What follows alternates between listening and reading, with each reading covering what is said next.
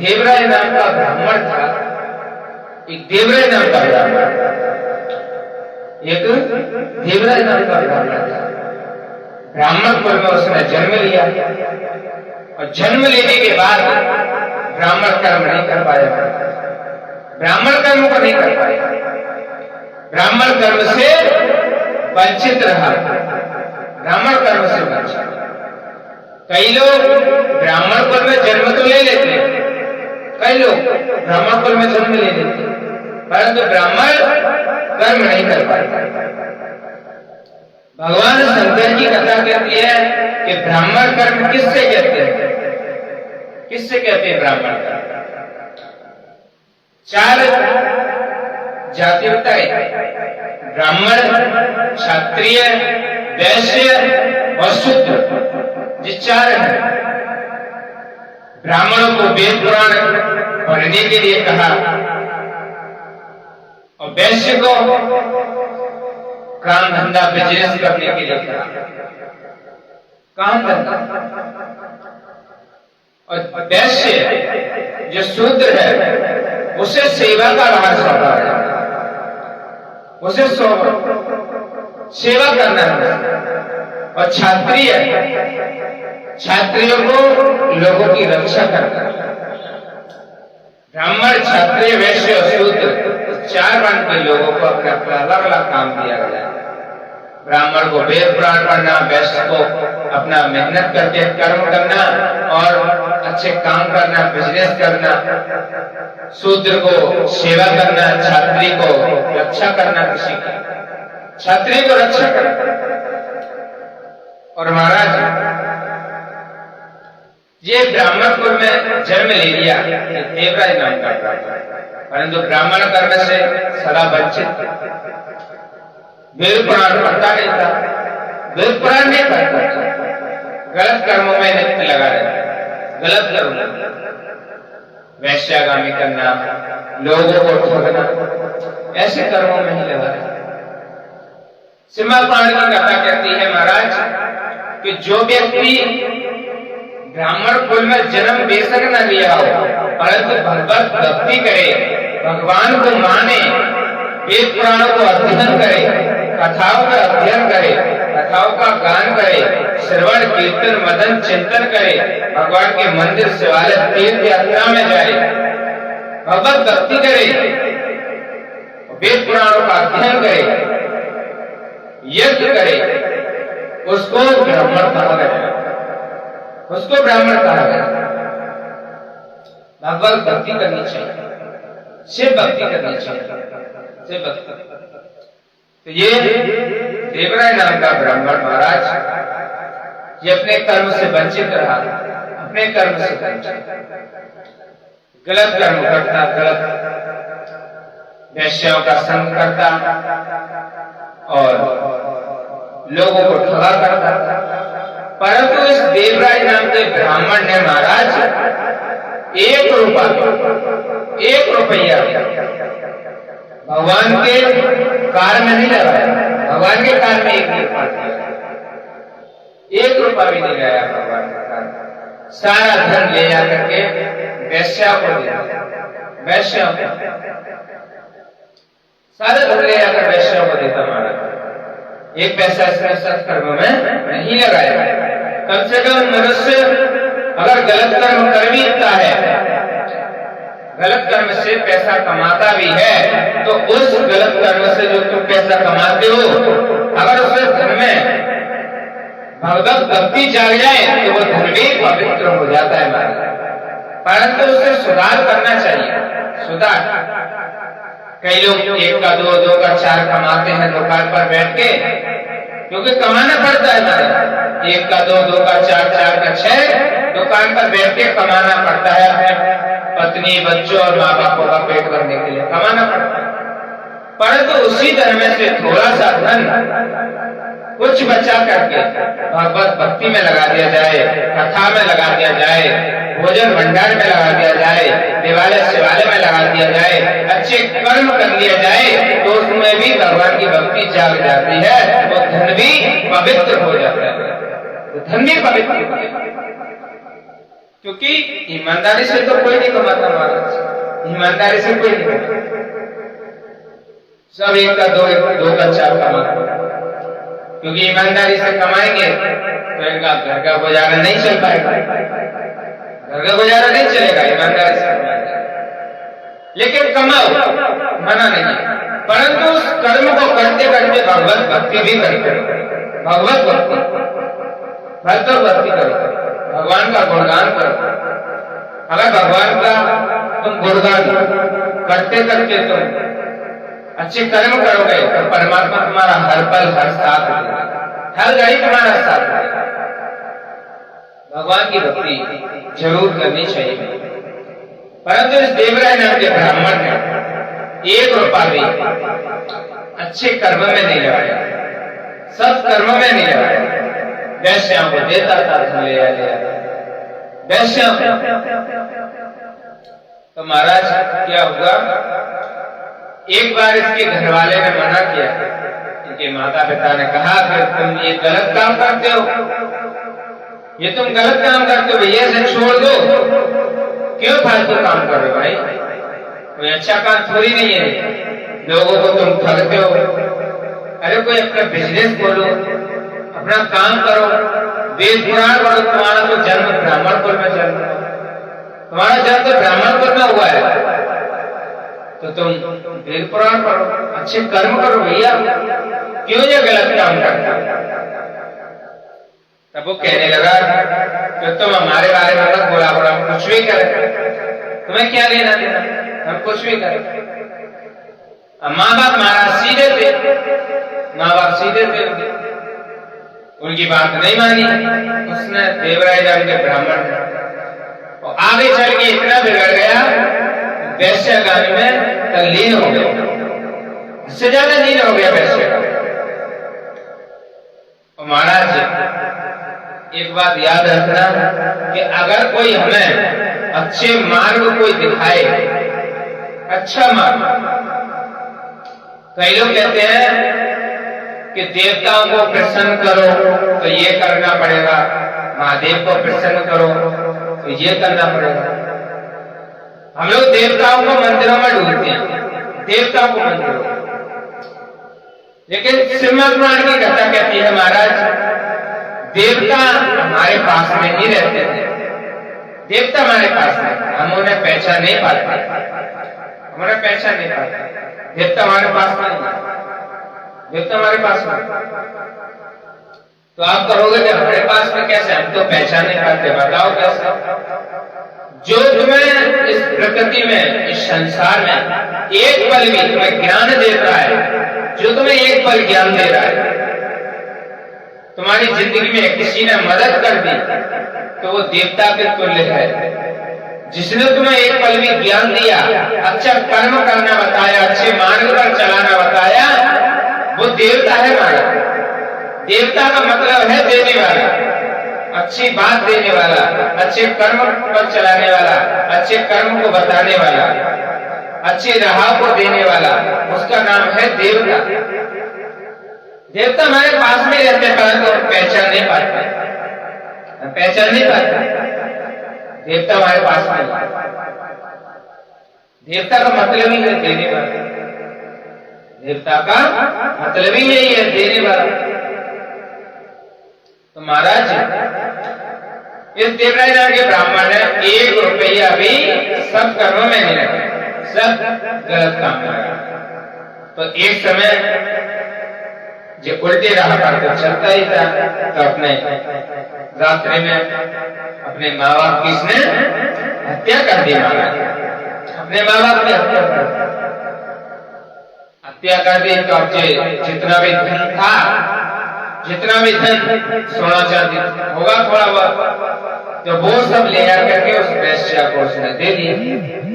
वैश्या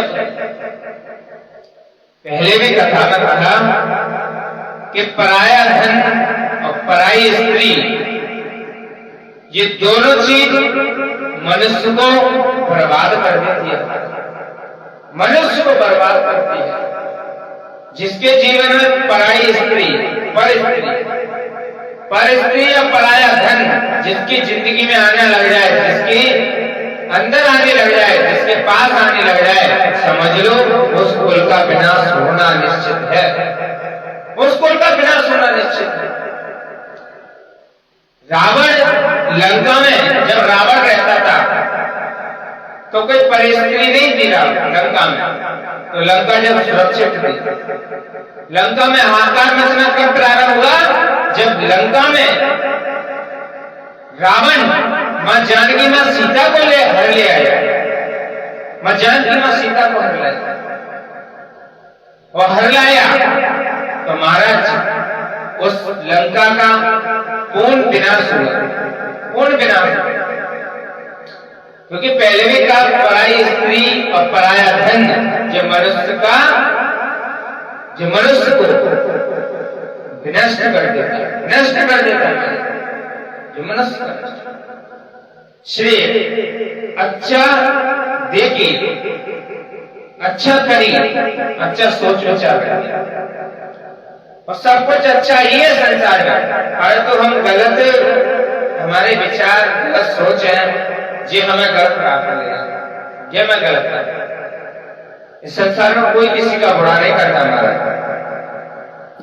कई लोग कहते हैं कि हमारे साथ उन्होंने ऐसा कर दिया, हमारे साथ उन्होंने वैसा कर दिया, लेकिन श्री श्री महापुराण की कथा कहती है कि संसार में कोई किसी का गलत नहीं करता, कोई किसी का बुरा नहीं करता, सब अपने अपने कर्मों का फल भोगते हैं, सब अपने अपने कर्मों का फल भोगते हैं। बुरा जो देकर को चला, बुरा ना मिला, कोई बुरा नहीं है संसार में महाराज। बस हम अपने मन में सोच लेते कि उसने हमारा बुरा कर दिया, उसने हमारे साथ बुरा कर दिया, उसने हमारे साथ गलत कर दिया। ये हमारी सोच है, परंतु ये हकीकत नहीं है हमारी। एक बार एक मनुष्य गंगा समुद्र के किनारे गया, समुद्र के किनारे समुद्र को देखा तो समुद्र से कहने लगा कि अरे समुद्र कितना सुंदर है, अगर ये समुद्र का जल खारा ना होता तो ये कितना सुंदर होता, अगर ये समुद्र का जल खारा ना होता तो कितना सुंदर होता। और आगे चला, और आगे चला, एक कोयल बोली, कोयल इतनी मीठी वाणी बोली, इतनी मीठी वाणी, इतनी सुरीली आवाज, इतनी मीठी आवाज कोयल। अब मनुष्य बोला कि ये कोयल कितनी प्यारी बोल रही है, कितनी सुंदर बोली है, कितनी मीठी बोल रही है ये कोयल, परंतु अगर इसकी पहली पहली चोंच ये डंक ना होते, अगर इसकी चोंच ना होती तो ये कितनी सुंदर होती, कितनी अच्छी होती। और आगे चला, और आगे चला, एक कमल का वृक्ष दिखा, गुलाब का फूल एक पेड़ पे लगा हुआ था। उस फूल को देखा तो सोचने लगा कितना सुंदर, कितना सुगंधित पुष्प है, कितना सुगंधित पुष्प है हमारा, अगर इस वृक्ष में कांटे ना होते तो कितना सुंदर होता, जी कितना सुंदर होता।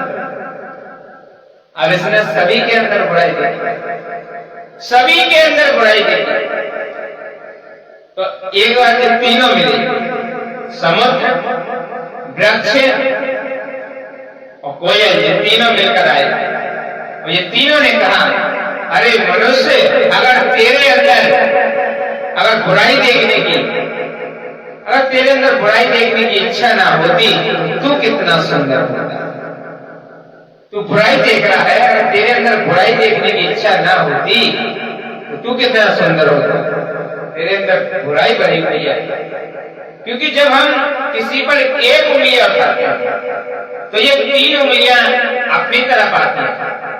अगर तुम किसी पर उंगली उठाओ तो ये तीन उंगलियां अपने पास आती हैं, अपने पास।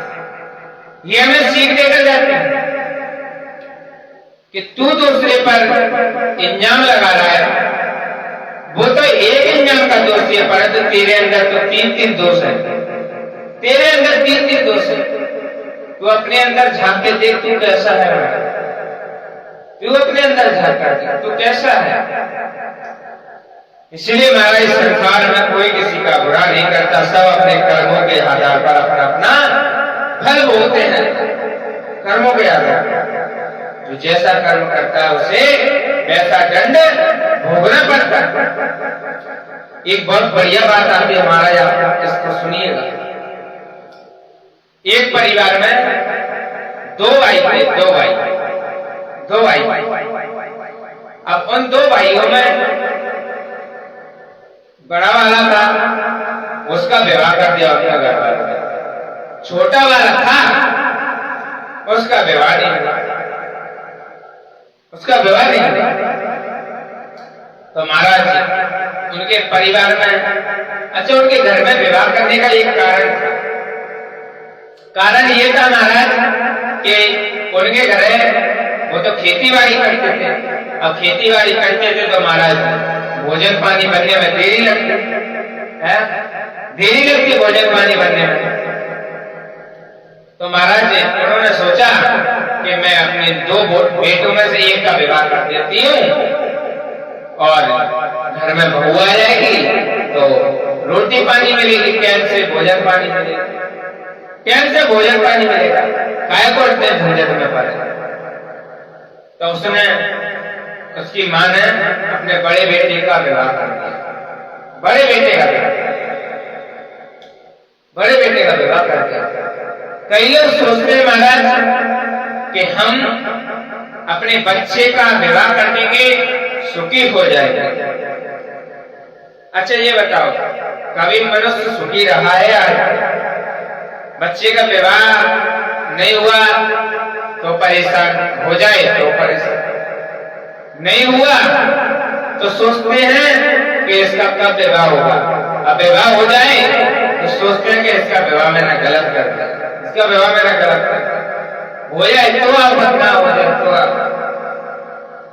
पहले की महाराज, पहले की बात थी, पहले जब घर में शादी होती थी तो पहले बहू सोचती थी कि मुझे सास कैसी मिलेगी। पहले बहू सोचती थी, पहले बहू डरती थी कि मेरी सास कैसी मिलेगी। और आज के जमाने में सास सोचती है कि मुझे बहू कैसी मिलेगी, चंद्रघंटा कैसी है, जगदम्बा कैसी। कहीं तांडव मचाने वाली तो नहीं आएगी, है? कहीं तांडव मचाने वाली तो नहीं आएगी महाराज। पहले के जमाने में बहू डरती थी कि सास कैसी मिलेगी, और आज के जमाने में सास डरती है कि मुझे बहू कैसी मिलेगी, मेरी बहू कैसी आएगी। कहीं ऐसा ना हो महाराज, कहीं मैं सोचती हूँ गरम गरम मिल जाए तो महाराज बड़ी ठंडी दे दे। आजकल उल्टा है, जब हम सुख देखते हैं तब तक हमें दुख प्राप्त होता है। जब हमें दुख प्राप्त होता है। पहले हमारे घर छोटा सा मकान था तो हम सुखी से रहते थे, सुखी से। और मकान बड़ा हो गया तो महाराज परेशानी बढ़ गई। पहले छोटा सा मकान था तो महाराज उसी में भोजन खा लिया करते थे, उसी में सोया करते थे, और उसी में 4-6 रिश्तेदार भी आ जाए उस रिश्तेदारों को भी वही सुला दिया करते थे।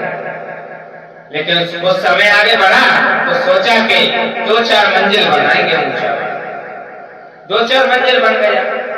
अब 2-4 मंजिल बना तो महाराज ऐसा 2-4 मंजिल बना कि एक बार महाराज कपड़ा सुखाने गई एक बार सुबह 9 बजे की कपड़ा सुखाने गई महाराज, मैं 1:30 बजे को दोपहर को।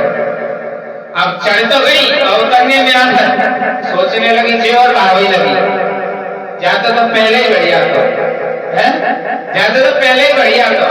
बगल में कपड़ा धोकर अलगनी पर सुखा देते, अपने छत पर चढ़ो, जीना पर चढ़ो, और पैर रपट जाए तो हाथ पैर गिरी जाए, वो ब्याज में। जब हम सुख देखते हैं, जब हम पर दुख आता है, जब आजकल सोचते हैं, पहले तो हाथ से कपड़ा धोते थे ब्रश लगा करके, आजकल बॉक्सिंग मशीन चालू हो गई है, उसमें पाउडर डालो, पानी डालो, 1 घंटा बिल भूगो, उसके बाद कपड़ा साफ होते हैं। 50-50 बार उसमें पानी डालना पड़ता है।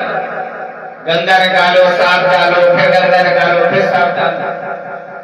अब एक दिन उसके दिमाग में आया, इससे बढ़िया तो अपना हाथ का ही ब्रश था, जो एक बार साबुन लगा दिया, 2-3 बार इधर उधर करा और साफ। वो ये कि जब हम सुख देखते हैं तब हमें दुख करा, तब हमें दुख होता है। जब सुख देखते हैं तो उनके घर में महाराज 2 लड़के थे, विवाह हो गया, विवाह कर दिया। घर में बहू आ गई, घर में बहू आई, तब वो प्रेम से रहने लगे, उसकी शादी कर दी। अब छोटा वाला था, अब उन्होंने सोचा इसका ब्याह करके क्या करेंगे, एक ही होता भोजन पानी बनाने के लिए, जिसका खेत में लग गया तो बढ़ गया। तो महाराज उनका विवाह हो गया, एक का 2 भाई थे, 10 बीघा खेती थी, 10 बीघा खेती थी, और 10 बीघा खेती थी। दोनों भैया आपस में मिल बांट के काम करते थे, परंतु बड़ा वाला थोड़ा होशियार था। तो एक बार छोटा भाई था, वो बीमार पड़ गया महाराज। जब किस कारण से, कोई रोग ऐसा हो गया उसके, बड़ा खतरनाक कोई रोग हो गया, बड़ा और रोग ऐसा हुआ कि हॉस्पिटल से भी दवाइयां आ रही हैं, परंतु वो ठीक नहीं हो पा रही। डॉक्टर ने कहा कि 25-50 लाख रुपए, करोड़ रुपए लगेंगे इसे ठीक होने में लगेंगे। तब अब उसके बड़े भाई की बहू थी, वो बड़ी होशियार थी, बहुत चालू थी। उसने जो 5-5 बीघा उनके हिस्से में आती जमीन, 10 बीघा था तो 5-5 बीघा थी। इतना पैसा खर्च हो गया कि 1 बीघा जमीन बेच दी उन्होंने, 9 बीघा जमीन, 9 बीघा जमीन। उसका इलाज फिर भी पूरा नहीं हुआ, फिर वो ठीक नहीं हुआ। तो उसकी पत्नी ने कहा कि सुनो, जो तुम्हारे भैया ऐसे तो ठीक होने वाले नहीं है, ये बहुत पैसा लगता है इनमें बहुत पैसा लगता है, ऐसा तो ये ठीक रहने वाले ना। एक काम करो, ज्यादा बढ़िया तो इन्हें निपटा दो, कोई बढ़िया है, जब तक इन्हें निपटा दो कोई बढ़िया, क्योंकि दवाई दूरी कराने का काम फायदा। कौन सी आगे ब्याह है वो है जो बच्चन के लिए छोड़ते हैं, वो तो बच्चन के लिए वो करते, तो जाको निपटा दिया जाए। तो महाराज से क्या हुआ, उसकी पत्नी बहुत चतुर थी, तो उसका पति बोला कि ऐसे मारेंगे तो गली वाले सब करेंगे, मोहल्ले वाले सब करेंगे कि अपने छोटे भाई को मार के और उसकी जमीन हड़प ली, ऐसे सब करेंगे। तो उसकी वो कहने लगा कि क्या किया जाए। तो पत्नी बड़ी विद्वान थी, बड़ी चतुर थी महाराज। उसकी पत्नी कहने लगी तुम एक काम करो, डॉक्टर के पास जाओ, कुछ पैसे देना, कुछ रिश्वत देना, और ऐसे में बीमार भी है, कोई शक नहीं करेगा, 1 महीने की पुड़िया बनवा ला, एक गोली केली देना, उससे 30 दिन की बनवा लाना, 1 महीने की, 1 महीने बाद समाप्त हो जाएगा, सारी प्रॉपर्टी अपनी हो जाएगी। काय वो झंझट में पड़ गए। अब महाराज वो डॉक्टर के पास गया, डॉक्टर से कहा कि ऐसे ऐसे दवाई चाहिए। डॉक्टर ने मना कर दिया कि भैया मैं डॉक्टर हूं, मैं ऐसा वैसा कोई डॉक्टर नहीं हूं।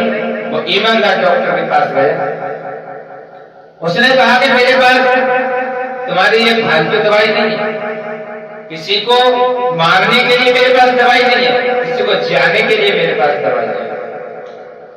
अब महाराज क्या हुआ कि हमने पहले भी कहा था कि डॉक्टर एक भगवान का रूप होता है, डॉक्टर भगवान का रूप होता है। अगर सच्चा डॉक्टर होगा तो कभी रिश्वत लेके कोई गलत काम नहीं करेगा, सच्चा डॉक्टर होगा तो।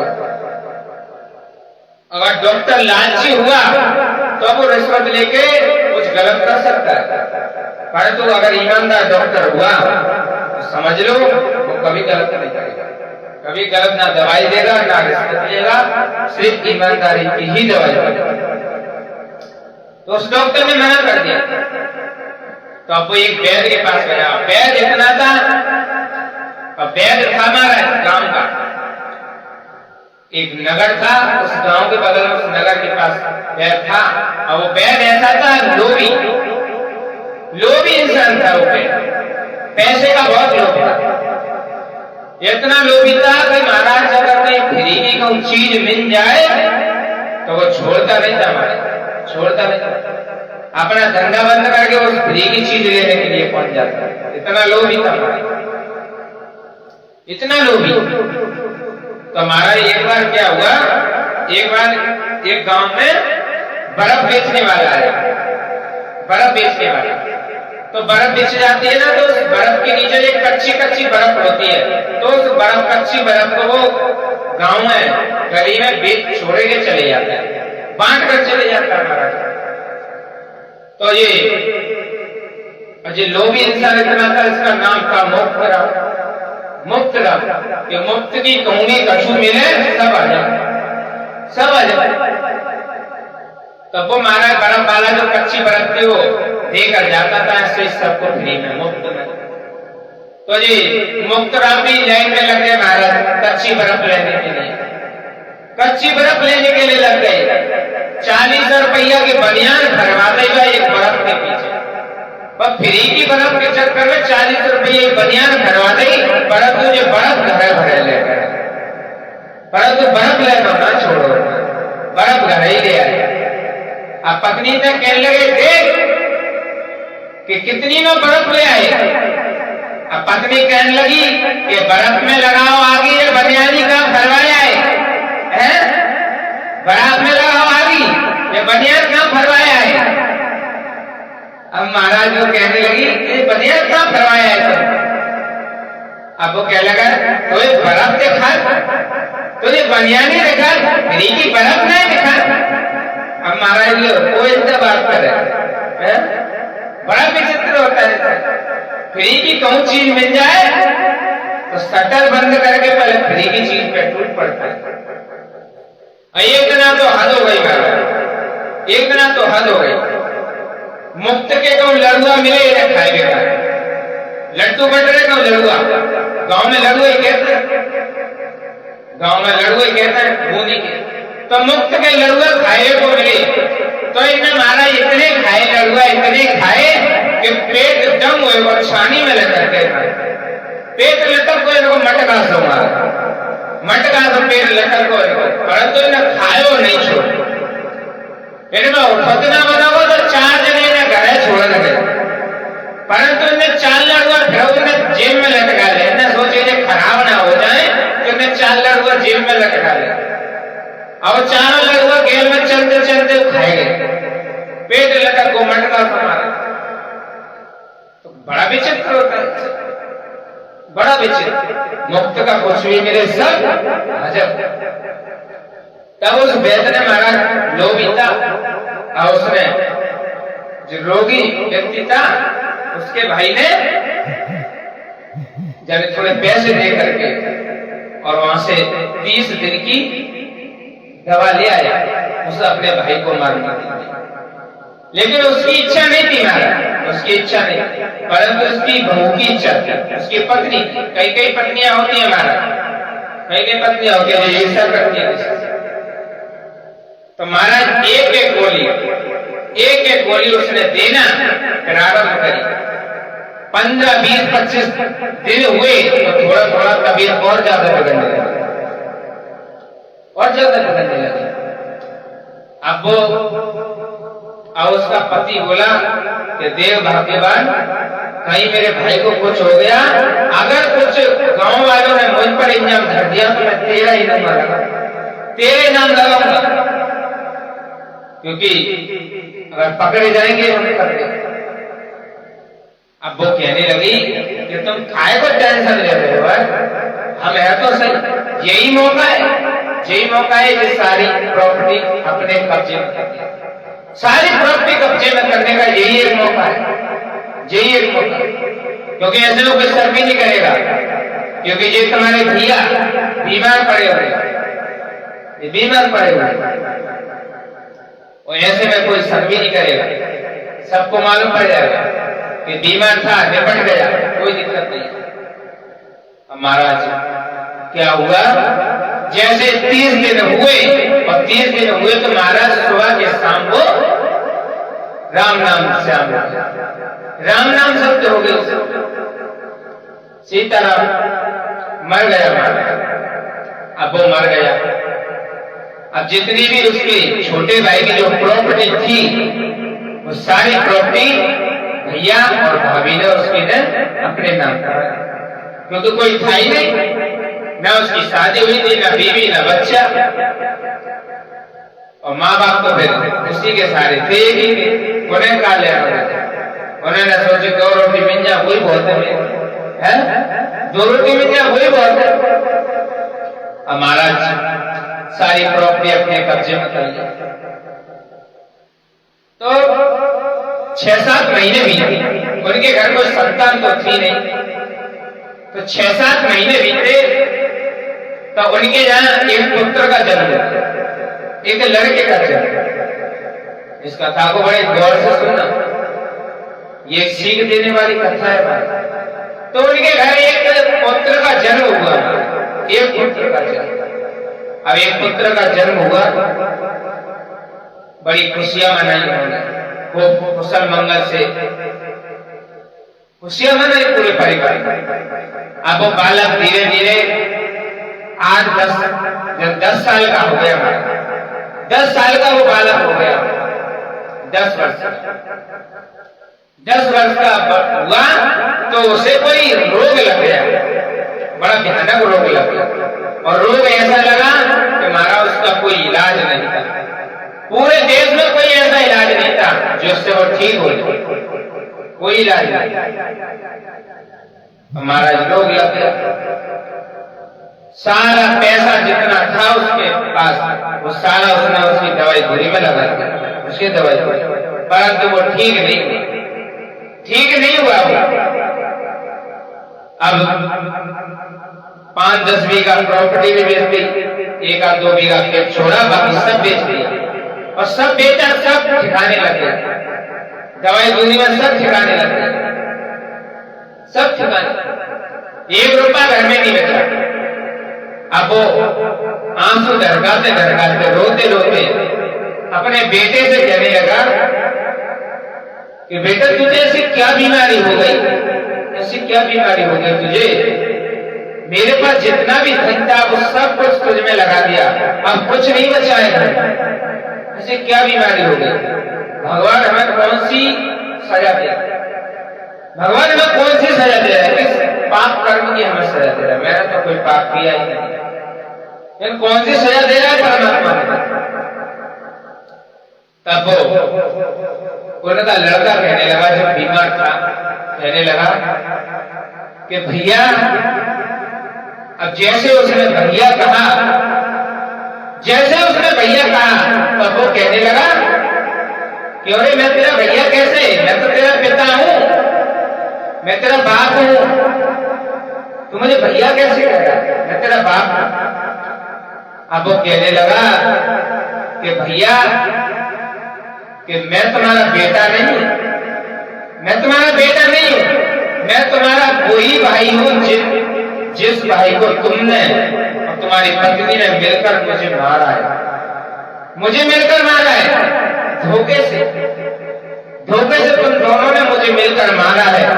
अब मेरे हिस्से का जो धन था, जो प्रॉपर्टी, जो धन था, जितना पैसा था, वो सब मैंने अपने ऊपर खर्च करा लिया, लेकिन अब मैं मरने के लिए जा रहा हूं, क्योंकि जितना मेरा हिस्से का पैसा था वो मैंने अपने ऊपर खर्च कर लिया, लेकिन अब मैं मरने के लिए जा रहा हूं। और ऐसा कहा, तुरंत वो मर गया, तुरंत मर गया।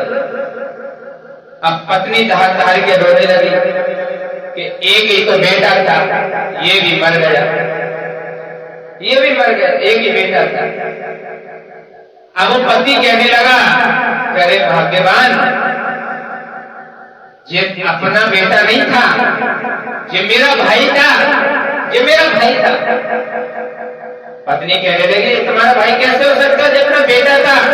कि तुम्हें नहीं मालूम 6 महीने पहले हुआ था, तुम्हें नहीं मालूम कुछ समय पहले हुआ था, तो तुम इसे भाई बता दे कि उसने मरते मरते कहा है मुझसे, भैया कहा मुझसे, और कहने लगा कि मैं तुम्हारा बेटा नहीं हूं, मैं तुम्हारा भाई हूं, तुम दोनों ने मिलकर मुझे मारा है धोखे से, तुमने सारा मेरा धन बेवर लिया है धोखे से, इसलिए तुम्हारा मेरा जितना भी धन बेवर था वो मैंने अपने ऊपर खर्च कर लिया, तुम्हारा भी खर्च कर, क्योंकि तुम जैसा किसी के लिए करोगे वैसा तुम्हें रिटर्न मिलेगा। जैसा तुम करोगे वैसा रिटर्न मिलेगा, जैसा तुम करोगे।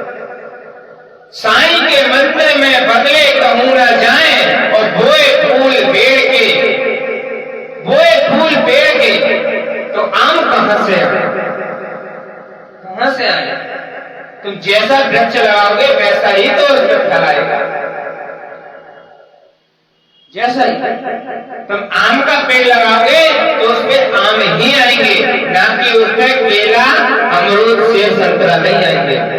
अगर सेब संतरा का वृक्ष लगाओगे तो सेब संतरा ही आएगा, सेब संतरा। तो कहने का मतलब ये है कि तुम जैसा किसी के लिए करोगे वैसा तुम्हें रिटर्न मिलेगा, वैसा ही तुम्हें रिटर्न मिलेगा। साईं के मंदिर में बदले कहूं ना जाए, वो बोए फूल पेड़ के तो आम कहां से आए? आम कहां से आए? इसलिए कभी भी किसी के साथ गलत मत कीजिएगा, क्योंकि तुम जैसा किसी के लिए करोगे वैसा ही तुम्हें रिटर्न मिलेगा, वैसा ही तुम्हें रिटर्न मिलेगा, वैसा ही। क्योंकि भगवान कहते हैं कि मत बुरे कर्म कर बंदे वरना पछताएगा, भगवान की आंखों से तू बच नहीं पाएगा, तू बच नहीं पाएगा। अरे हो अज्ञानी मत कर नादानी, तेरे कर्म का फले तोड़ी पाएगा, जैसा किया तूने तेरे आगे आएगा। मत बुरे कर्म कर बंदे वरना पछताएगा, भगवान की आंखों से तू बच नहीं पाएगा, तो बच नहीं पाएगा। तुम कैसा भी कर्म करो तुम बच नहीं सकते भगवान की आंखों से, क्योंकि तुम्हारी आंख एक घड़ी फूट सकती है लेकिन उस परमात्मा की नहीं फूट सकती, उसकी नहीं फूट सकती। तुम किसी म्यूजियम में जाते हो तो उस म्यूजियम के बाहर लिखा रहता है कि तुम कैमरा की निगाह में हो, बोलो जम के, लिखा है क्या नहीं लिखा? तुम सुनार की दुकान में जाओगे उसमें भी कैमरा मिलता है, उसमें भी लिखा रहता है कि तुम कैमरे की निगाह में हो, तुम कैमरा की निगाह में। ये तो लोगों ने अब देखा है, लेकिन तुम जन्म लिए हो जब से भगवान की निगाह में हो। तुमने जब से जन्म लिया है, जब से तुम भगवान की निगाह में हो, तुम जैसा भी करोगे वैसा ही तुम्हें भोगना पड़ेगा, ये पक्का। जैसा तुम करोगे, अगर तुम काला चश्मा लगाओगे तो सब काले ही काले दिखेंगे, तुम काला चश्मा लगाओगे काले ही दिखेंगे, और लाल चश्मा लगाओगे तो लाल ही दिखेंगे। इसीलिए तुम अच्छा देखोगे, अगर अच्छा चश्मा लगाओगे आंखों पे तो अच्छा दिखेगा, और गलत चश्मा लगाओगे आंखों पे तो गलत ही दिखेगा, गलत दिखेगा। इसीलिए किसी के लिए भी गलत न करना, जो करना सब अच्छा करना, जो करना जो अच्छा करना, क्योंकि तुम गलत करके भी कहीं नहीं जाने वाले, सब यही रह जाएगा, सब यही। 25 लाख रुपए की गाड़ी में चलने वाला भी 25 रुपए के लोटे में भरकर गंगा जी जाता है, 25 रुपए के लोटे में गंगा जी जाता है। एक गरीब भी जाता है तो बांस पर, अमीर भी जाता है तो बोली बांस। भगवान शंकर के धाम में सबका लेवल बराबर है, वहां ना कोई छोटा है ना बड़ा है। संसार का मतलब क्या है? जहाँ सबकी शान सम है उसी का नाम संसार है। जहाँ सबकी शान सम है उसी का नाम संसार। अगर तुम्हें दुनिया में कोई गले लगाए ना लगाए, लेकिन शंकर भगवान अवश्य गले लगाए। सब छोड़कर चले जाते हैं, सब छोड़ के, और कोई साथ नहीं देता महाराज, कोई साथ नहीं देता। इसीलिए कहते हैं चलती हुई जिंदगी में भगवान का भजन कर लो। चलती हुई सांस में जो सांस चल रही है, इस सांसों से, चलती हुई सांसों में भगवान का भजन कर लो, भगवान का नाम गुणगान करो। अच्छे कर्म करते करते भगवान का गुणगान करो। हमने पहले भी कहा भैया कि अगर तुम्हारा अच्छा बिजनेस चल रहा है तो अपनी पत्नी के जेवर बनवा लो। अच्छा काम धंधा चल रहा है तो अपने पत्नी के मंगलसूत्र गहने बनवा लो। और अगर काम अच्छा नहीं चलता है तो तुम कुछ नहीं कर पाओगे। जैसे अच्छी चलती हुई कमाई में हम प्रॉपर्टी खरीद लेते हैं, सोना चांदी खरीद लेते हैं, धन खरीद लेते हैं, राज सत्ता खरीद लेते हैं, प्रॉपर्टी खरीद लेते हैं, अच्छा कार्य खोल लेते हैं। उसी प्रकार से अच्छी खासी जिंदगी में, अच्छी खासी चलती हुई जिंदगी में हम परमात्मा का भजन भी करते चले तो हमारा कल्याण निश्चित रहेगा, हमारा कल्याण निश्चित है इस चलती हुई जिंदगी। हम कभी ये नहीं तुमसे कहते कि तुम बैठ के एक जगह भजन करो, हम कभी नहीं कहते, क्योंकि हम खुद नहीं करते। अब तुम्हें काहे को करेगा है? हम खुद ही नहीं करते, एक जगह बैठ के तो तुम्हें काहे के लेकर भैया? क्योंकि पहले खुद अपने आप पर अमल करो, उसके आप से प्रेरणा दो। घर में भजन करोगे उतना ही फल मिलता है जितना साधु संत महात्मा को मिलता है। साधु संत, और सबसे ज्यादा पुण्य मिलता है गृहस्थ में, गृहस्थ में मिलता है सबसे ज्यादा। सबसे बड़ा आश्रम कौन सा होता है? गृहस्थ आश्रम, गृहस्थ आश्रम। क्योंकि मेरे शंकर भगवान भी गृहस्थ में रहते हैं, मेरे शंकर भगवान भी गृहस्थ में रहते हैं। तो गृहस्थ आश्रम सबसे बड़ा है, सबसे बड़ा गृहस्थ आश्रम। तो गृहस्थ में रह करके, और सबसे कठिन होता है मेरा, सबसे कठिन परिवार में रहकर भजन करना सबसे कठिन काम है। मत चलिए तुम पहाड़ी पर, कौन परेशान करने आ गया? कौन परेशान करने आ गया तुम्हें? पहाड़ी पर बैठ जाओ, चोला वोला बदल के, कपड़ा अपना रंग के, और बैठ जाओ वहां पहाड़ी पर, कौन परेशान करने आ गया? लेकिन परिवार में रहकर भगवान का भजन करना, अगर 1000 माला एक पर्वत पर बैठ के करोगे, मानसरोवर के किनारे बैठकर करोगे, और एक माला घर में बैठकर कर ली, तो समझ लो उसी से कल्याण है, उसी से कल्याण। और देखो घर वाले भगवान की भक्ति कैसे करते हैं, भगवान की भक्ति कैसे करते हैं। भगवान के मंदिर में हनुमान चालीसा गाते हैं, जय हनुमान ज्ञान गुण सागर, जय कपीट तीन लोग उजागर, राम दूत अतुलित बल धामा, अंजन पुत्र पवन सुत नामा, महावीर विक्रम बजरंगी, कुमित निवास सुमत के संगी। और चलते चलते कोई आलू वाला आया तो आलू वाले को रोक देता है, भैया रुकना जरा, एक मिनट पूजा कर लो, अभी आ रहे हैं, एक मिनट रुको। तब तक फिर चालू कर दिया, जय हनुमान ज्ञान गुण सागर, जय कपीट तीन लोग उजागर, राम दूत अतुलित बल धामा, अंजन पुत्र पवन सुत नामा। फिर इतने में कोई आ गया, फिर इतने में कोई आ गया तो उसको भी रोक दिया। जी नहीं कि महाराज के पूजा पाठ करके कोई काम करेगा। भगवान की भक्ति गृहस्थ में रहकर करना बहुत कठिन काम है, बहुत कठिन। भगवान की भक्ति को करना कोई आसान काम नहीं है। दुनिया में सारे काम कर सकते हो, परंतु भगवान का काम एक ऐसा है कि मनुष्य बहुत कठिनाई से करता है, बहुत कठिनाई से। इसलिए भगवान को प्राप्त करना कोई आसान काम नहीं है हमारा। आसान है भी और नहीं भी।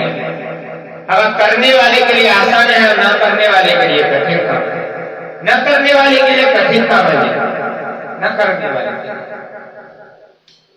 इसीलिए महाराज भगवान की भक्ति और अच्छे कर्म नित्य करना चाहिए, नित्य। तो ये देवराज नाम का जो ब्राह्मण था, इसने 1 रुपया भी महाराज कोई सत्कर्म में नहीं लगाया, सत्कर्म में नहीं लगाया, गलत काम में पड़ गया। गलत काम में पड़ा तो एक बार जे प्रतिष्ठानपुर झांसी पहुंचा। प्रतिष्ठानपुर झांसी में पहुंचा और वहां पर जाकर इसके अंदर बहुत जोर से ज्वर आया। ज्वर जानते हो? बुखार आया, बहुत भयंकर मार, बहुत भयानक बुखार आया इसको, और बहुत भयानक इसको बुखार आया तो ये कांपता हुआ, ठंड लगी, बहुत कस के इसको ठंड लगी। अब कांपते ये शिवालय में पहुंचा। इस शिवालय में पहुंचा महाराज, और उस शिवालय में कुछ ब्राह्मण देवता श्री शिव महापुराण की कथा श्रवण कर रहे, श्री शिव महापुराण की कथा का गान कर रहे, श्री शिव महापुराण की। अभी चीज में बोल रहे थे हर हर महादेव बोले बीच। अब इसको कष्ट होने लगा, सोचने लगा बताओ मुझे इतना कष्ट हो रहा है, ये हर महादेव चिल्ला रहे, ये हर महादेव चिल्ला रहे, मुझे कष्ट हो रहा है, ये नहीं देख रहे कोई बीमार, कोई तकलीफ, कोई क्या, इन्हें तो अपने काम करने से। अब ब्राह्मण देवता हर महादेव चिल्ला रहे, ऐसे बहुत कष्ट आने लगा। तो इसने महाराज निरंतर 1 मास तक कथा श्री शिव महापुराण की इसने सुनी। बुखार में इसका कोई मन नहीं था महाराज, इस कथा सुनने का कोई मन नहीं था इसका, परंतु इसने ऐसे सुनी गैर में से इसने कथा सुनी श्री शिव महापुराण। बाबा बोले कथा सुनी तो कुछ समय बाद इसके प्राण छूट गए। 1 मास के बाद इसके प्राण छूट गए। प्राण छूटे, यमराज के दूत आए, यमराज के दूत इसे बंदी बनाने के लिए, यमराज के बंदी बनाने के लिए आए, और जैसे इसे ले जाने लगे उसी समय भगवान शंकर ने, भगवान देवादिदेव महादेव ने, भोलेनाथ ने अपने पार्षदों को भेज दिया। उसी समय अपने पार्षदों को भेजा। अब यमराज के दूतों ने उन पार्षदों को देखा, उनका शरीर उनके शरीर में भस्म लपेटी हुई है, गले में रुद्राक्ष की माला है, हाथों में त्रिशूल है, भगवान शिव के स्वरूप जैसे दिखाई पड़ते हैं। अब जैसे ले आने लगे, शंकर भगवान के पार्षद दूत कहने लगे हे यमराज के गणों, कहां ले जा रहे हो, कहां ले जा रहे हो ब्राह्मण को? महाराज जिसने बहुत पाप किया, बहुत पाप, इसलिए इसे नरक में जाएगा, सीधा नरक जाएगा। शंकर भगवान के पार्षद कहने लगे नरक जाएगा, डायरी दिखाओ इसकी, डायरी दिखाओ, मैं देखना है कितना इसने पाप पुण्य किया। तुमको मालूम नहीं है, किसी को उठा ले जाता है। यमराज के दूत कहने लगे महाराज जब ऐसे नहीं उठा के ले जा रहे हैं, इसका चिट्ठा देखो, इसने एक भी काम अच्छा नहीं किया। वैश्यागामी की पहले पेज पे देखा तो वैश्यागामी, दूसरे पेज पे देखा तो ये ठगागिरी करता था, तीसरे पेज पे देखा तो माँ बाप का हत्यारा, माँ बाप का हत्यारा। ऐसे ही पेज भरे हुए थे गलत काम के, परंतु एक पेज लिखा इसका लास्ट का, उसमें लिखा हुआ था कि इसने अंत समय में भगवान देवादिदेव महादेव की 19 श्री शिव महापुराण की कथा को सुना है। इस कथा को सुना, ये कथा इसने सुनी है। अब शिव जी के दूत कहने लगे ये देखो इसने सब कुछ गलत किया, परंतु इसने श्री शिव महापुराण की कथा सुनी। अब ये नर्क नहीं जाएगा, ये तो सीधे स्वर्ग जाएगा, ये तो बाबा कैलाश के धाम जाएगा, हमारे देवादेव महादेव के चरणों में जाएगा, और ये नर्क नहीं जाएगा। यमराज के दूत कहने लगे महाराज कैसे जाएगा, इतने सारे पाप किए, इनका क्या होगा? शंकर भगवान के घर कहने लगे महाराज, शंकर भगवान के घर कहने लगे कि हे यमराज के दूतों, जो भी व्यक्ति श्री शिव महापुराण की कथा सुनता है, चाहे उसने कितने भी जन्म में कितने भी उसने पाप किए हो, अगर अंत समय में उसने श्री शिव महापुराण की कथा सुनी है, अंत समय में श्री शिव महापुराण की कथा सुनी है, तो उसके पाप वहीं भस्म हो जाते हैं, वहीं पर भस्म हो जाते हैं। इसलिए अब इसे छोड़ो और हमें ले आके जाए। अब ऐसे ही हंगामा होते होते यमपुरी पहुंचे। अब भगवान शंकर के गणों ने जिद पकड़ रहे कि हम नहीं ले जाएंगे, तो भगवान शंकर के गणों ने, पार्षदों ने इनको बहुत झूठ के मारा, बहुत दुराई करी, बहुत पिटाई करी, बहुत सुनता है, बहुत मारा। अब जिद परेशान हुए, अब क्या हुआ, अगर हम खाली आ गए तो हमारे महाराज यमराज जी हमारी कहीं नौकरी न काट, तो तुम बताओ तुम किसी लायक नहीं, तुम किसी लायक नहीं, कहीं नौकरी न हमारी चली जाए, तासले हम लेके जाएंगे कुछ भी हो, चाहे मार बेसर खा ले, चाहे बेसर कैसे मार खा ले, लेकर जाएंगे, लेके जाएंगे। तो उसी समय हल्ला गुल्ला सुनकर धर्मराज जी निकल कर यमराज धर्मराज निकल कर आए। अब वो सोचने लगे कि इतना हल्ला गुल्ला क्यों हो रहा है, इतना हल्ला गुल्ला क्यों हो रहा है, इतना हल्ला गुल्ला क्यों हो रहा है। निकल कर आए और उन्होंने भगवान शंकर के पार्षदों को देखा, देखते ही उन्होंने ऐसे प्रणाम किया और बिना कोई जाने पहचाने उनकी आरती उतारी, बिना जाने पहचाने, और सीधे यमराज के दूतों से उस देवराज नाम के ब्राह्मण को छुड़ाकर भगवान शंकर के चरणों में छोड़ दिया, भगवान शंकर के चरणों में छोड़ दिया। कारण क्या कारण था? ऐसा कौन सा पुण्य कमाया था उसने देवराज नाम के ब्राह्मण ने, जो कैलाश धाम मिल गया उसे महाराज से, कैलाश धाम मिल गया। तो उसने महाराज श्री शिव महापुराण की कथा सुनी। अंत समय में तुम जिंदगी में कितने भी पाप कर लो, कितने भी पाप, परंतु अंत समय में जब तुम्हारी मृत्यु होने वाली हो, उससे कुछ समय पहले ही अगर तुम्हारे कानों में श्री शिव महापुराण की कथा के कुछ शब्द तुम्हारे कानों में पड़ गई, तो समझ लेना जो सारे पाप तुमने जो किए हैं वो सब भस्म हो जाएंगे।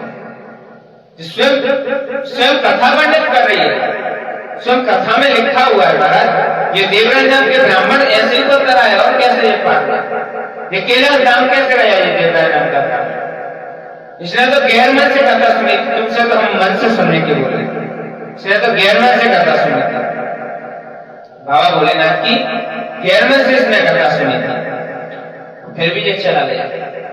और तुम तो भैया महाराज चकाचक नहा धो के बैठे हो, श्रवण कर रहे हो ऑनलाइन फेसबुक पर, तो सोच लो कि तुम्हारा कल्याण कितना परमात्मा करेगा।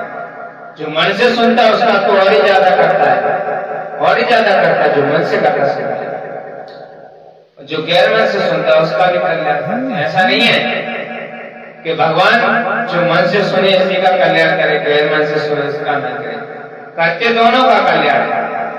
परंतु ये देखो कि हमें हृदय में कितना उतारना है, कथा को हृदय में उतारना बहुत जरूरी है, कथा को हृदय में उतारना, उसके आधार पर जिए, उसके आधार।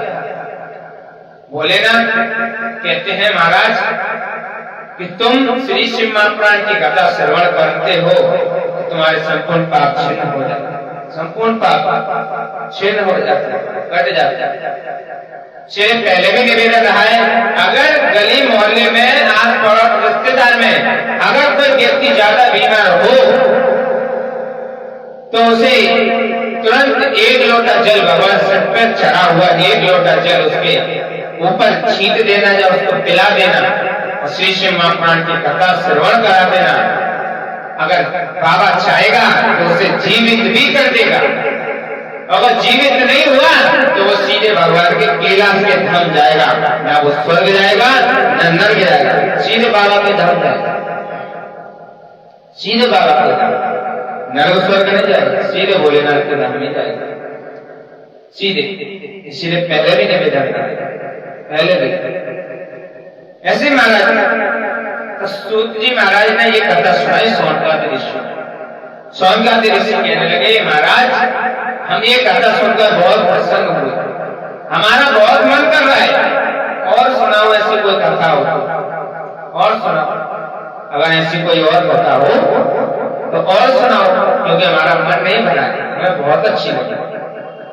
क्योंकि तुम अच्छी चीज सुनोगे तभी तो तुम्हें अच्छा लगेगा, और तुम गलत सुनोगे, गलत देखोगे तो गलत नहीं लगेगा महाराज, सीधी सी बात, सीधी बात। संगत का असर, जैसी संगत में पढ़ोगे वैसा ही संगत का असर होगा। अब साधु संत की संगत में ब्रह्मा जी के मानस पुत्र सनक सनंदन सौनक कुमार जी, सनत कुमार जी, ये चार भाई बड़े प्रबल हैं। ये क्या करते मालूम है, अगर कोई नहीं मिलता है तो इन चारों भाइयों में से एक कथा को बांटता है, तीन सुनते हैं, एक बांटता है, तीन सुनते हैं। अगर कोई नहीं होता है तो इनका भक्ति में मन लगा ही रहता है, इनका भक्ति में मन लगा ही रहता है। ऐसे भगवान की बड़ी अद्भुत कथा है।